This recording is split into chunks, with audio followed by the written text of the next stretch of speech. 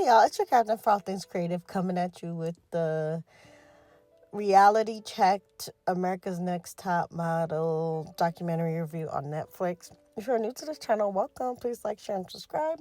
If you're returning, thank you so much for rocking with us and being patient. It's been a while since I posted, but I figured I'll do a few quick reactions. And since so many of us watched America's Next Top Model either when it came out or later on streaming, we gotta talk about this documentary because it was so diabolical.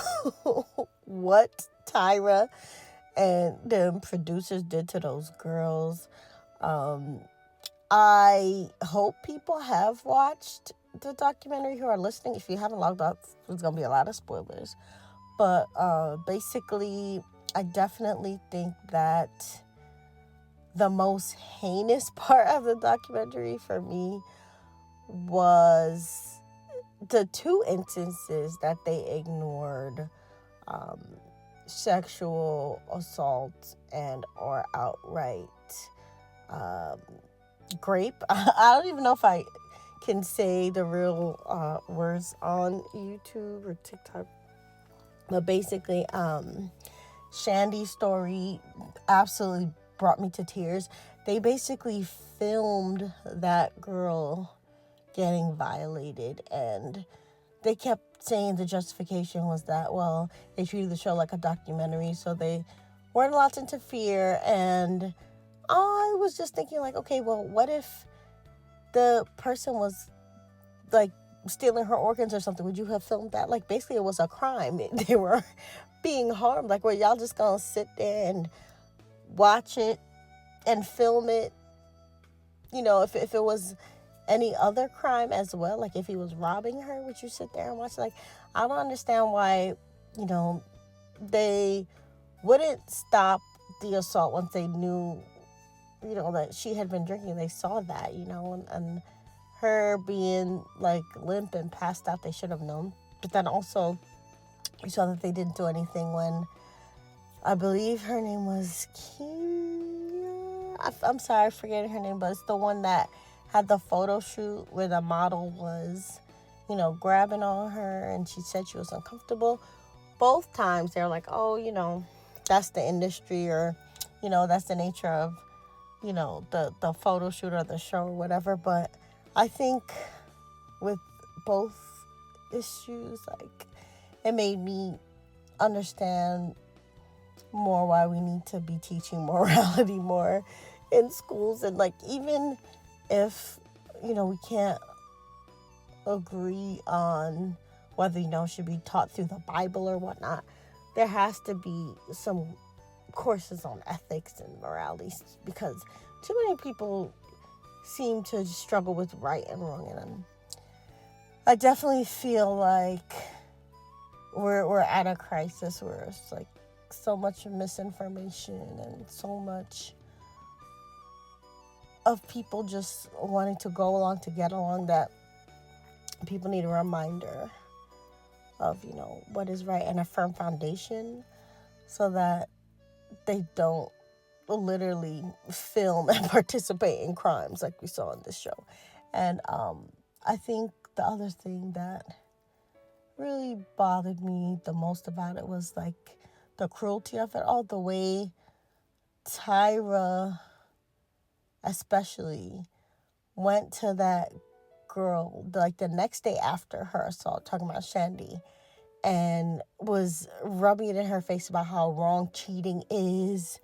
And just like that level of being able to like twist the knife into somebody's wound, even if it's, you know, supposedly for ratings or for entertainment, it's like you realize people are seeing you do the evil too. Like, even if she wanted to say she wanted to make good TV, or say she wanted to, you know, help the girls, being that cruel to a girl on TV, it shows she has no sense of self-awareness. I really feel like there's something else sinister going on, you know, with Tyrants in particular, because it's like, to be that cruel on camera and then think that you'll still fool people into believing that you're there to help it's a different level of delusion. Like, I think it shows that mental health really, really needs to, you know, be checked regularly. And I think there's a point where there's something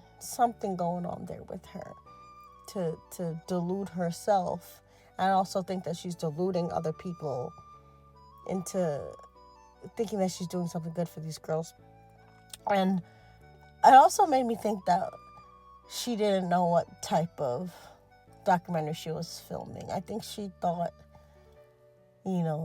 she was going to get a chance, I guess, to exonerate herself and promote America's Next Top Model season 25, because that's how she ended things, thinking that people would want to see more of all the horrendous things that they did try to get her to talk about. But again, she was trying to frame it in a positive light. She dead at the end was like, yeah, watch season 25. And it was just so bizarre. It actually reminded me of the 50 Cent documentary on P. Diddy, where it's like, in the beginning, 50 Cent has footage of P. Diddy, like, talking to his lawyers. And, basically I feel like he was filming a documentary thinking he was gonna, like, be exonerated and get out of things. But then it ended up being used to show just how manipulative he is. And I think the same thing happened to Tyra. Like, Cat Williams was right. This is the year where people are getting exposed. And it's very interesting how people are getting exposed in similar ways. And actually, if you read anything about current events, it's like a lot of these modeling agencies and pageants actually do have even more sinister ties to like human trafficking. And there are a lot of people who, went on modeling gigs, answering ads, or even like getting tied up with nefarious people who ended up, being trafficked for basically, people who wanted to abuse and use them rather than, make them famous or put them on. So it's like, in this case, I guess you could say that Tyra did somewhat protect these girls from ending up on weird islands or, in certain trafficking rings, but she did chew them up and spit them out for TV. So maybe she protected them from more extreme, I guess, abuse, but she still did use and abuse these girls in a different degree that affected the viewers, because there are lots of viewers who ended up with eating disorders and, self-esteem issues, because you have her on camera gaslighting, girls who are like size 6 and some of them, other sizes too, telling them that they're too big, and even beautiful girls with beautiful smiles telling that their gaps are ugly and that nothing's going to happen for them if they don't close their gaps. Like, all these things were so problematic. And I think at the end of the day, yes, we need to take into account that modeling in general, it's about the image of perfection. And typically when people think of models, they think of these flawless creatures. But at the end of the day, humans are humans. Everyone has flaws. And a lot of the models don't even look like what they look like in the magazine because of Photoshop and airbrushing, and even online, people using Facetune. If you watch Housewives of Potomac, like Angel, is using them tools to make herself look like something else. So not even the models look like what, their images come out to be. So at the end of the day, yes, there were certain beauty standards that are associated with models and modeling, like being tall and, being skinny and flawless as possible. But at the end of the day, she, with her own mouth, said that she made this show to break those kinds of stereotypes and show different types of beauty. But at the end of the day, she just ended up reinforcing a lot of the same old stereotypes that affected her and a whole lot of others. And I just hope she takes more accountability later on, because this was not it. And I hope she don't think nobody's watching season 25 of America's Next Top Model. But I'm afraid she's like delusional like that, from what it looked like on the screen. So say how you felt about the documentary, and bye.